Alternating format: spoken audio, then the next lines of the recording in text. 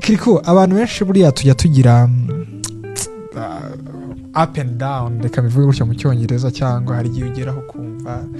ibintu byakaze ntabwo ibintu bikimeze neza wigeze utekereza ko wareka umuziki icyo gihe byari byagenze gute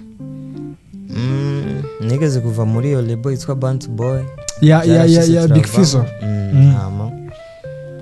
ubuzima buramera nk'ubwanse ndavuga ubuzima buranse rero sinoje gukora ibintu by'imiziki kandi n'ubuzima kuri kote y'ubuzima busanzwe byanse candaduga candasubira ruguru mu ntara ndareka ibintu byo kuririmba ubwo usubira ku muhanda oya nasubiye Ngozi kwa mere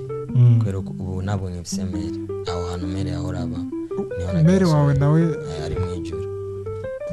pole sana kabisa naco bitwaye hama ndasubira Ngozi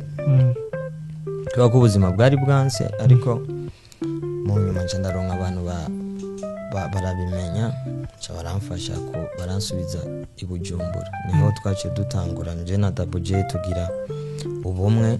dukoranye indirimbo yitwa Nzoduka yego niho ico gihe niho nari navuze ati kabisa ndumva